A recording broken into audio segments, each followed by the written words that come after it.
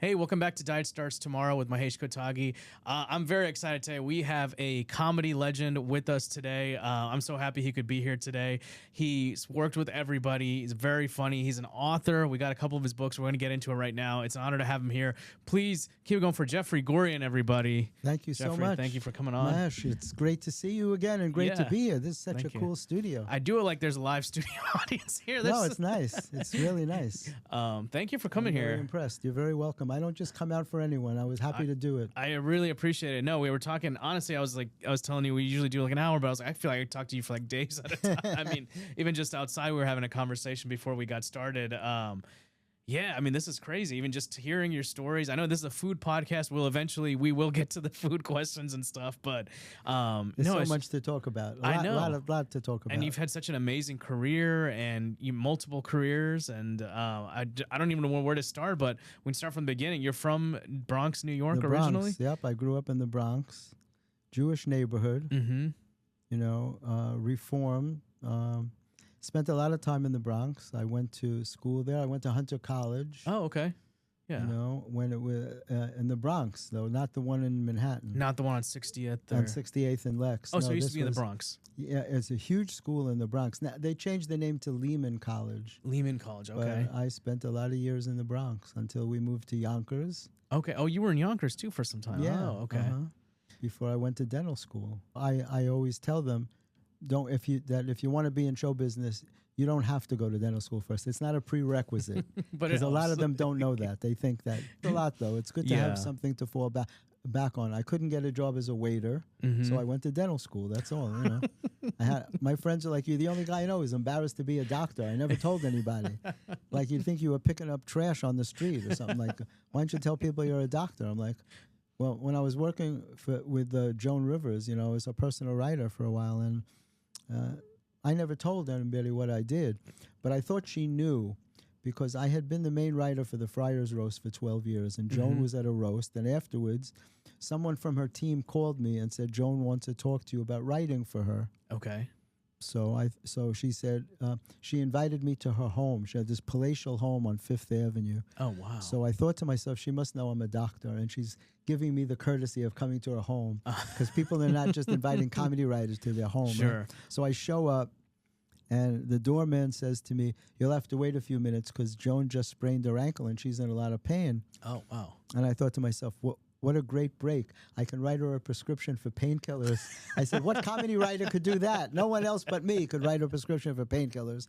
And so when he finally told me to go upstairs, there was a few people there, and she introduced me to everyone as Mr. Gurian. So I realized she didn't know. Oh, she didn't know. So I didn't say a word. I didn't say anything. We got along fabulously. She wound up hiring me. I was a writer. And a few months later, she calls me at my office in the morning. And my nurse always had strict instructions. Never interrupt me when I'm with a patient unless it's for show business. So she would come in and she'd say, Dr. Lewis is on the phone. If it was Richard Lewis or Jerry Lewis or, you know, or Dr. Burl is calling. If Milton Berle called, you know, to date myself. But no one believed Dr. Dangerfield. That was the only one that no one would believe. So she comes in and she goes, Dr. Rivers is on the phone. I said, oh, excuse me, I have to take the call. So Joan is like, she's calling from Las Vegas. She goes, what do you do during the day? I said, I work. She said, well, obviously you work. What is it that you do? So I knew she knew. So I just said, Joan, is this concerning the vicious rumor going around that I'm a dentist? I said, you know, I've heard of accusing people of a lot of things, but that's really low. And she just laughed. She thought it was so funny. She goes, why didn't you ever tell me? And I said, because no one hires you in show business because you're a dentist. They hire you in spite of the fact, you know? That's funny. It's not a prerequisite, you know? Yeah. She thought it was hilarious, and she thought it was great. But most of the time, I never told anybody. That's kind of how I feel, too. I feel like you got to separate the two worlds. How did you balance everything? How did you balance that? It was the day crazy. job I and just, you know, I worked all day in my office. I took Wednesdays off. Wednesday was comedy day. Okay. And I would spend all day in Manhattan trying to meet people, just trying to break in. You know, I had nobody to help me. I didn't know anybody. I remember this. I have a crazy memory of going to, like, I would look up where the TV studios were, like CBS or NBC, and I would go there and sit. I don't know who I thought I was going to meet with. I don't think I ever met with anyone. I would just go trying to meet people, because I was making films. I was making Super 8 films. And there were little crazy films on the street. I just posted one. I found my grandmother, there were like false news items. So I brought that up to Saturday Night Live, driving a pimp mobile at the time. And I met Alan Zweibel. I snuck in. I told the doorman, I said, watch my car. Lorne Michaels is expecting me. Lorne Michaels had never heard of me. Nobody knew who I was. And you just drove up to Saturday Night Live. Yeah, in those days, you could pull right up to the building. There was no terrorism. It was a safe world. There was no, the streets were open. I pulled right up in front of 30 Rock. Which in your car, which I'll if you send me a picture, I'll show it on here. You so show it. people And a can see it. mandarin orange Cadillac Eldorado that had been made for one of the Isley brothers. Oh, really? And I bought it. Oh, That's what wow. they told me. And I found out years later because one of the Isley brothers came over to introduce himself to me, somebody from the family. And I told him the story. He goes, yeah, that was my Uncle Marvin's car. I remember he didn't take it. Wow. It was a mandarin orange Eldorado, and I put a Rolls Royce grill on it. Well, I had met this pimp from Maryland, and I was very impressed with his lifestyle. He had a gold Cadillac Eldorado with a clear bubble over the driver's seat and a clear bubble over the passenger seat, like the Pope's car, like a Pope would drive in that. Yeah. I'm like, this is the car I need. So I went to this place in the Bronx. No white guys ever went there. It was called Dick Gidron Cadillac. Okay. And I said, I need a car. And he said, we have one car like that. And it was made for the Isley brothers, and it was a mandarin orange Eldorado. So I bought it, and I put a Rolls Royce grill on it, and it had doctor's plates on it. So wherever I went, it caused a lot of confusion. Cops would follow me, and hookers would check out the car, and drug dealers. And it was crazy. And wherever I drove, people checked out the car. So I drove that car to Saturday Night Live. And when you drove a car like that, it got a lot of attention. Sure. So when I said Lorne Michaels is expecting me, if I drove up in an old jalopy, he would probably question me. But I drove up in a car like that with a CB radio that was in the shape of a telephone. This was before cell phones. So I make believe I'm on the phone. I tell the guy, watch my car, Lorne Michaels is expecting me. I go in, sneak past security. I get up to Saturday Night Live, and Alan Zweibel is playing handball on the wall with a guy named Neil Levy, who happened to be a producer. He was Lorne Michaels' cousin. Oh, okay. And I introduce myself, and I tell him I'm making these films. So I bring this to SNL, and that's how I got started in comedy. Alan That's Zweibel wild. did the nicest thing for me. I always tell this story because he didn't just give me the phone number of his manager. He called him on my behalf. Oh, A man wow. named David Jonas, who was managing Freddie Prinze at the time. Oh, yeah. And he was managing all the comics who went on to do Catskills on Broadway, the show on Broadway. And he called him on my behalf, and he said, you got to meet with this kid. He's funny. He's got these films. And his name, as I said, was David Jonas, who left us in recent years at 100 years old. Oh, wow. And he, for the first year, he tried to talk me out of it. He goes, you're a doctor. You don't need this business. It's a crazy business. What are you bothering with comedy for? Yeah. But I was writing comedy since I was 12 years old, and it was my greatest desire. Besides being a dentist, it was my greatest desire. And after a year, I learned how to write a joke. Woody Allen read my earliest material when I was a junior in dental school. I contrived a way to meet Woody Allen. How did you do that? It's another crazy story. I was a poor dental student. I had no money, you know. And Woody was my comedic idol. And there were only 3 people I ever wanted to meet as a kid: Woody Allen, Salvador Dali, and the Beach Boys. Okay. And I met them all. Really?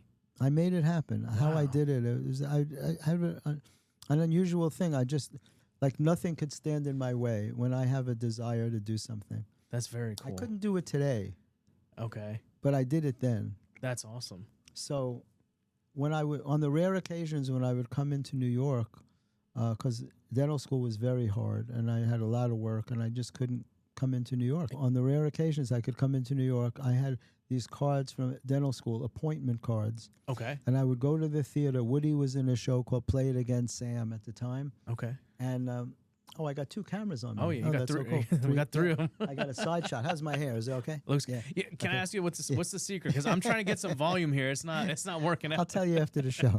So Viagra, you stick your finger in a light socket and take half a blue pill. That's what happens, and your hair just shoots up. So I would take my dental school cards. I'd go to the theater where Woody was performing, and I would leave a card with the stage manager as if I knew Woody already. And I wrote on the back, Wow. Woody, it's Jeffrey. I haven't seen you in a long time, and I'm going to come to the show. And I wrote strange things like I'm bringing my cardboard thumb. I wrote, because Woody did very bizarre humor. Sure, I don't know if yeah. you ever saw his stand-up. Oh yeah, absolutely, yeah. Very strange, funny, absurd humor. Yeah. And so that was my kind of humor. One of my 8 books is Man Robs Bank with His Chin and Other Unusual Stories Missed by Mainstream Media. And I got blurbs from Colin Jost and Richard Lewis and Oh wow. somebody else who's, I'm blanking it right now. But so I was sending these notes backstage. So finally I saved up enough money to get tickets for the show. And I knew if you're going to meet a big star, you have to show that you're sane. You can't just show up. Sure. People think you're a lunatic. Even in those days, I knew. So how do you show you're sane? You either wear a tie Okay. or you bring a pretty girl with you. Okay. And I didn't have a tie, and I only knew one pretty girl, and she hated me because we had just broke up. But she knew my dream was to meet Woody Allen, so I begged her, this girl Leslie, she can vouch for this, she's around still. And I begged her to come, and she agreed to come with me. So I borrow my father's car, and we go to the theater, and I leave the final note, Woody, I'm here, and I'll be back during intermission. I didn't even know that you wait till the end of the show. I was so naive. I was like 21, 22 years old. So I'm like, I'll be back during intermission. So intermission comes, and I'm too nervous to go. And she goes, you have to do this. You can't back out. I came with you. You got to go. So we go backstage, and the stage manager is not in his chair. So I grab her hand and I run up the stairs and I wind up on the roof. I went the wrong way. I come back down. Stage manager's there. He says, can I help you? I remember this like it was yesterday. I said, yeah, Woody is expecting me. He goes, go right in. There was no terrorism. There was a safe world. He says, go right in. So I go there. His dressing room's empty. He's in Tony Roberts' dressing room with the whole cast. So I go up to the door. First, I'm panicking. She says, you have to do this. You can't back out.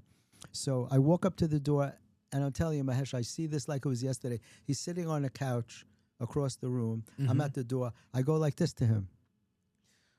And he goes like this, me? And I'm like, yeah, you, come here. And he comes over, and he's holding my card. And he says to me, you must be Jeff. And at that, I lost it. I'm like a kid meeting my idol, Sure. right? And I started saying ridiculous things to him. I'm like, let's open up a day camp and throw winter clothes together. Throw winter clothes at people, I said. And let's walk low like we used to in Europe. And he looks at the girl I'm with. He goes, this guy's a fucking nut. Just like that. I was too excited. I'm meeting my idol, right? And so I realized I had to calm down. So I told him, I said, I'm sorry, I'm a comedy writer. I'm in dental school, and everyone says that I write stuff like you. And he says, well, listen, I'm in the midst of a show. Can you come back tomorrow night? Okay. I said, I'm sorry, I'm much too busy. No, I didn't say that. I said, of course I'll come back tomorrow night. So I come back the next night. I begged the same girl to come with me. Okay. Because I had no confidence. I didn't realize it was me they were inviting. Not, you can come if it's whoever you have on your arm. Sure. Right? So I didn't learn that lesson at that point. So I come back with her, and he sat with me for about an hour in his dressing room, and he read all of my material. Really? Yeah, he sat with me. I didn't even have Wow. scripts. I had scraps of paper. But he was so nice, and he sat with me, and he looked at everything. And my dream was he was going to say, Jeffrey, let's make movies together. He didn't say that. He said, your comedy is very visual, and you should really think of making films out of it, which I did. It took me a few years, and I made films from those ideas. It was called the Men Who series, and it was for the Toyota Comedy Festival. We played them at Caroline's Comedy Club, and it was about men who do very unusual things, like men who take a pitchfork to the movies, men who enjoy Latin dancing with tools. I had a guy who did the tango with a wrench that was unbelievable, and men who dance where they're not supposed to, starring Peter Dinklage. Before he was the biggest star in the world from Game of Thrones, Yeah. Peter Dinklage was an unknown actor, and I had met him at the Naked Really? Angels through Ethan Hawke. Wow. Yeah, Ethan Hawke introduced me to him, and we became friends, and I asked him to be in this film. And he was dancing. He got arrested for dancing in a no-dancing zone, We put up. I had an artist that made a great sign. You know how no parking sign? Yeah. He made an exact replica, but my sign said no dancing Tuesday and Thursday. And we accidentally left it up when we finished the shoot, and it caused tremendous traffic in Manhattan on Broadway and 28th Street, because drivers would pull up to park and they'd see a sign no dancing. They didn't know what to do. So Peter Dinklage is in that film, and that was what Woody Allen encouraged me to do. That's amazing. And right now you have 2 features that you're in development, or you're working with Noel Ashman. One is a comedy, a romantic comedy called Baby and Max. Oh, I like that. And the other one is about it's a love story about a very unlikely couple. The other one is my first non-comedy project called Men of Violence. It's an action martial arts film, a real gangster, kind of like Pulp Fiction. It was real violent, but it was also funny in spots. Yeah, nice. That's how cool. Men of Violence is. Yeah, I decided to do that, but I'm putting off. I want to do Baby and Max first because there's enough violence in the world, and I didn't want to put out extra. You know, I had meetings already with directors for Men of Violence. A lot of people love it. Tony Sirico from The Sopranos. Rest his soul. When he read it, he said, "If you don't put me in this, I'm going to break your legs." He was a real one. He was a trip. He was a good friend. So it's been a very interesting ride. And that all came from that one question you asked me. Yeah, that's which I don't even remember now. Just this, how did you get started? Yeah, since I stopped stuttering, you can't even shut me up, right? No, well, I'd love to talk about that. So it's interesting because you've had this amazing career, but you say you used to have a stutter, which would have prevented you from doing all this. How did you, and I know you have a book about it, but I'd love to talk about how did you get over that? How did you find out how to do that? I was a very sensitive kid growing up, very sensitive. I didn't know. I was just a child. I'm an empath.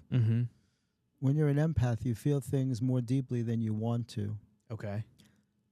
I grew up knowing that I wanted to do something to serve people. I wanted to be a doctor, but I already knew at 12 years old, I knew that I couldn't handle life and death situations. I was too sensitive for that. Okay. And I was wearing braces at the time, and I said, you know what, I'll be a dentist and I'll make people look beautiful. And I was already writing comedy at that young age, at 12 years old. You already started writing, okay. Yeah, so I knew my whole life has been that split. I couldn't make up my mind what I wanted to do. And I remember being a kid, laying in bed thinking, well, I want to be a dentist and I want to write comedy, but whoever did both, how could you possibly do both? It used to really confuse me. And somehow I made that happen. I was able to do both. It was very, very hard. But I never changed my mind. Most 12-year-old kids have no idea what they want to do. Sure, they want to be a policeman, a fireman, a pharmacist. Who knows what you want to do? Yeah. But most 12-year-old kids change their mind. I never changed my mind. Yeah. So I started stuttering when I was about 6 or 7 years old. And I stuttered through my 20s and beyond. I couldn't even say my name. Most stutterers have a hard time saying their own name. Wow. Yeah, I could never say Gurian. The hard G was killing me. And when I went to college, I've always believed in confronting fear. Okay. We're all facing fear to one degree. The fear is the little voice in your mind that tells you that you'll never be successful, that you'll never achieve your goals, that you're wasting your time. It's a bunch of negative messages, and they're all lies. They're not true, but they start building up in childhood. Somehow we get a negative impression of ourselves, and it stays in your subconscious mind. And what's interesting is that your subconscious mind doesn't know the difference between fact and fiction. It believes whatever you tell it. So if you believe that you're a loser, that's what you draw into your life. And if you believe that you're a winner, then that's what you draw into your life. So it's very important to let go of the negative thoughts, which is what led to my first happiness book, which I'll show you in a while, Healing Your Heart by Changing Your Mind. I call them heart wounds. We collect these heart wounds. So something inside me made me feel that I needed to stutter, and I stuttered badly. But I've always confronted my fear. I hate the fact that I had a lot of fears. Sure. I was afraid of the dark. I made myself go in the dark to show myself that there was nothing to fear. And I was very scared to do that. As a little kid, I remember making myself walk in the dark. So with stuttering, when I got to college, I went to a very big college. I went to Hunter College, and it was fed into by 7 different high schools, and I only knew kids from my own high school. I didn't know other kids. So how am I going to meet them if I can't say my name? So I had kids who knew me introduce me to kids I didn't know, say, this is Jeffrey Gurian, he's running for the freshman president. And after I started speaking, I could get words out. I didn't stutter on everything, but I was stuttering badly. I went to the school psychologist in college because I was so depressed about my speech. Wow. And I told myself if I could win the election, I wouldn't have to stutter anymore because I had a feeling it had to do with how I felt about myself. I was only 16 in college. I was Really? very young. Oh, wow. I was like 2 years younger than everybody else. I Yeah. had skipped a couple of grades in Wow. school. And story short, I won the election. I was the president of the whole freshman class of Hunter College, and I still stuttered. And it was a great lesson for me because it taught me that outside validation in life doesn't work. It doesn't matter how many people tell you you're fantastic and wonderful and talented. It matters what you think of yourself. And that started my journey on wanting to cure myself. Stuttering community, there's a lot of negativity because people tell them that they can't get better. But the people I work with all get better. That's very So, cool. And where yeah. can people find more information on that? I have a website. It's called StopStutteringNowGurian.com. StopStutteringNow, Gurian.com. And there's testimonials on there, video testimonials. I'm telling the story, but there's other people who are used to stutter that are on there talking about their progress. Story. Yeah, so it's very And we'll put powerful. the links in the description. Yeah, with all that would these be great. things. I Yeah. love putting that information out. It's very, very No, special. it's helpful. I mean, So people thank need you. it. Yeah, People no, thank need you to for hear telling it. us. Yeah, that's fantastic. And these are your couple of books that you brought. So this is your So I started writing these happiness books because I'm fascinated by thought, by the power of thought. One of the talks I do as a motivational speaker is called Don't Believe Your Thoughts. And when people hear that, they're like, well, whose thought should I believe if I don't believe my own? Yeah. We're all holding thoughts that are not valid for us. And I'm fascinated by that. That's what I was holding thoughts that told me there was Sure. something wrong with my speech. I said to myself, I need to start writing books to put this information out there. So I call these pains that we have heart wounds. They're wounds to your heart chakra. Okay. And until you let them go, they affect every decision you make. They affect your self-esteem, your self-confidence, and every decision you make. Because every time you're called upon to make a decision, you think about what to do, right? Who else's thoughts can you use but your own? And if your thoughts are not correct, your decisions are not going to work out for you. So it's the reason you see the same patterns in people's lives, the same bad job over and over again, the same bad relationship. And it's because their thinking is off. Interesting. So it's very hard to examine your thoughts objectively because we tend to believe our thoughts. If you're an intelligent person, obviously you're an intelligent person, you tend to believe all your thoughts, but you created all of your thoughts. And your thoughts are not necessarily based on your experience, they're based on your interpretation of your experience, which is why you could have siblings that are completely different people. Yeah, one's confident, one's not. And if you ask them about their childhood, you think they had different parents because their interpretation Interesting. of what happened is completely different. So this first book, I'm going to hold it up for the camera. It's called Healing Your Heart by Changing Your Mind, Okay. a spiritual and humorous approach to achieving happiness. And it's got a meditating dog on the cover, #1 bestseller on Amazon. Oh, wow. And if you look on the back, there's blurbs from physicians, from psychiatrists who say really nice things. You could read the top one. I got to read on camera now. You can read it on camera. Yeah. The very top one, right? This very special and beautiful healing book is the distillation of a lifetime of wisdom from the master healer Jeffrey Gurian. The book teaches us, using the many techniques that Gurian has developed, that all healing originates from the heart. This book is a gift. That's Kenneth Porter, MD. MD. He's a Yeah. psychologist, a psychiatrist. He's an MD. I spent 20 years on the board of the Association for Spirituality and Psychotherapy, Oh, wow. encouraging psychotherapists to incorporate spirituality into their work. And then I wrote Fight the Fear Mm-hmm. because I've been battling fear all my life.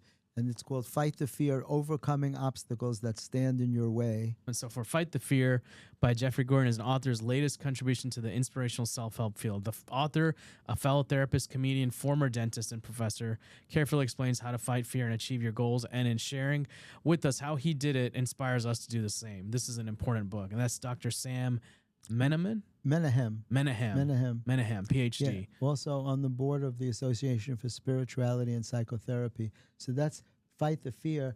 And then after I was recovering from COVID, I wound up, in March of 2020 when COVID first came out. Yeah. As you can tell, I'm a trendsetter. I went right out and got it.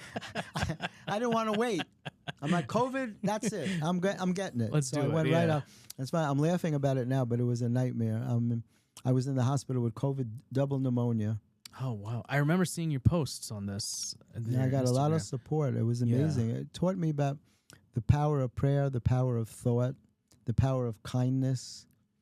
You know, in 2015, I had a heart attack that came out of nowhere. Really? Oh wow! I was out with the Sirius XM people. I had been a regular on Sirius XM with Ron Bennington for a couple of years, bringing on guests like Russell Peters and Artie Lang, and Oh, I wow. brought on 40 comedians, Nate Bargatze, Oh wow!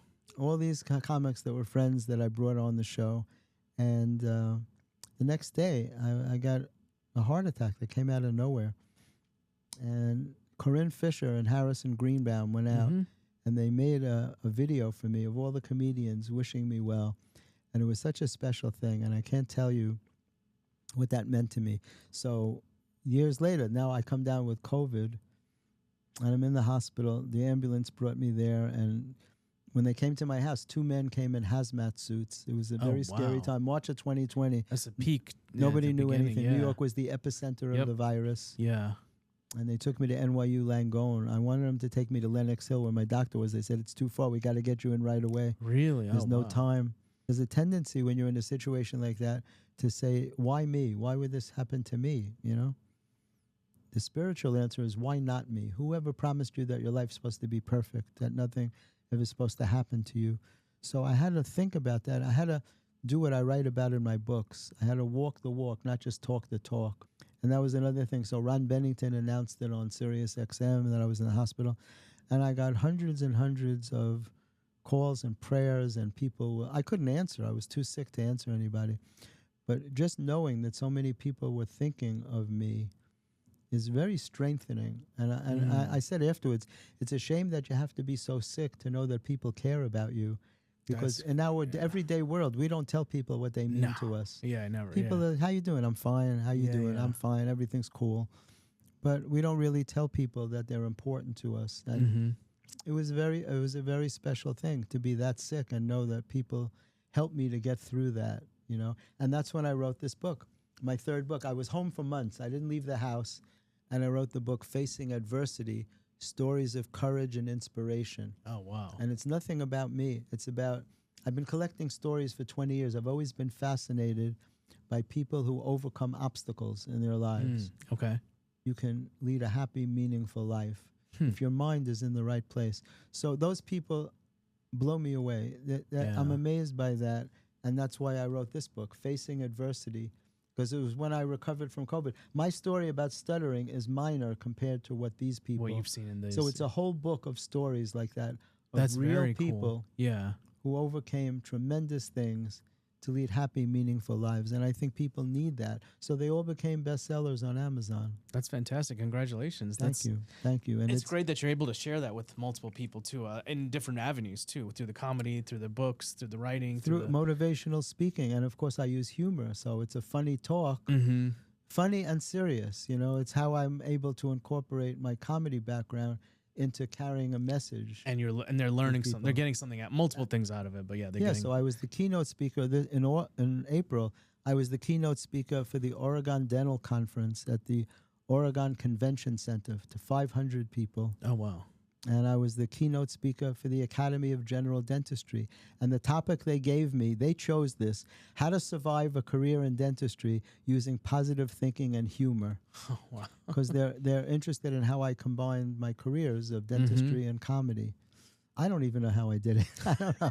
I should ask myself sometime, how'd you do that? I don't know. I'd love to ask you some food questions now. Go ahead.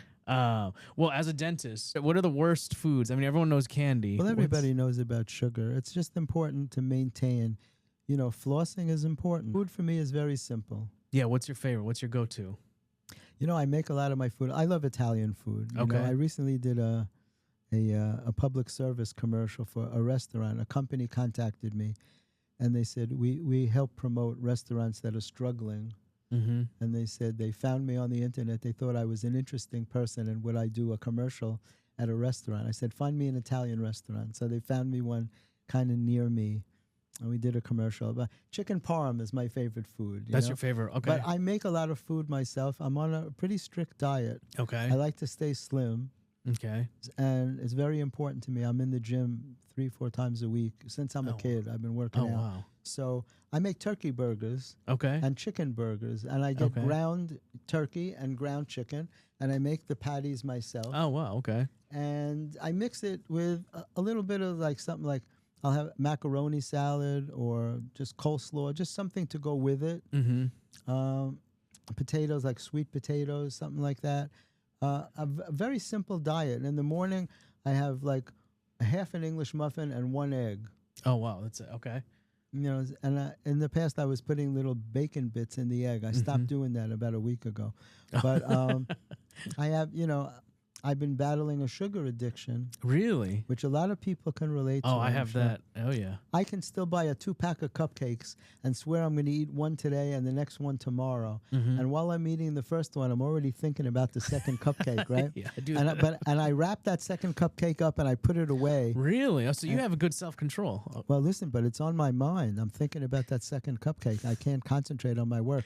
And I finally go in and I don't bite it. I take a knife like a lunatic and I slice off a piece and I wrap it up and I put the rest of it away and I keep going back and forth until it's gone. Until the last one, I'm like, I'm eating the whole thing. Well, I keep my food very simple. And I go to Mimi's. There's a restaurant near me. People come from all over to go to Mimi's. It's a piano bar. Oh, nice. People come in from all over to sing. Okay. There's a piano player, and he can play just like every song in the world. And people from the neighborhood who sing come in and they take turns. Oh, that's cool. And they sing, and it's a really cool place, and the food's delicious. Oh, that's awesome. And and I go there a lot, and the Olive Tree Cafe above the Comedy Cellar. That's the best. Yeah, that's so really good. cool. Yeah. Last time I was there, Noam took me out to dinner. Oh, nice. Noam Dworman, who owns the Comedy Cellar, we'll talk about that. One of the greatest comedy clubs in the world. I love the food at Gotham too. Gotham's got good food. Gotham is great. You know, Chris Mazzilli runs such a great club. You know, I'm connected to all the clubs, and so I spend my time going from one to the other. Yeah, I've run into you at different clubs. Yeah, Gotham. New York Comedy Club. New York we were Comedy at the new one on the Upper West Side, right? Great room. Emilio's got 5 clubs. You know, Yeah. he started out as a ticket seller. Did you know that? Yep. What was it? Empire Tickets. Empire Tickets. Yes. Yeah. When I was doing the book on the comic strip that Chris Rock wrote the foreword for, Emilio was still selling tickets, and I came in the morning. Sometimes I would have to do interviews. Everybody came in: Seinfeld and Jim Gaffigan and Colin Quinn. Everybody who was in that club came in. Chris Rock came in, and we would sit in the club because I knew doing it in the club would bring back memories for them. That's what I wanted to do. Yeah. Well, you know, I have my column, Comedy Matters. Yeah. 25 years I've been doing that column, covering and the comedy Interrobang scene. also. The Interrobang I did for 5 years. Yeah, I used to read that. Yeah, Jumping Around with Jeffrey Gurian, because that was my theme song. When I came on Sirius XM, they'd play House of Pain's Jump Around. Yeah. Because that was my life. So I see we need to wrap, but I'll come back anytime you want. Where can people find you, and where can people find your books? Well, they can find me on my website, which is comedymatterstv.com. The stuttering site is stopstutteringnow.gurian.com. All my books are on Amazon. If you just look up Jeffrey Gurian, Gurian, Healing Your Heart by Changing Your Mind, Fight the Fear, and Facing Adversity, all 8 of my books will come up. But these are the ones that I'm promoting the most, because in today's world, these are the ones that are needed the most. Absolutely. That are helpful. We all always need to laugh, but there's humor in these books. Yeah. There's a lot of fun stories in there, and that would be great for people to check it out. On Instagram, I'm at Jeffrey Gurian. TikTok, Jeffrey L. Gurian. So there's plenty of ways to find me. Yeah, check him out. He's fantastic. This was great talking to you. Follow us at Diet Starts Tomorrow and Mahesh Kotagi. We'll see you guys next week. Tell a friend. Thank you. Thanks so much.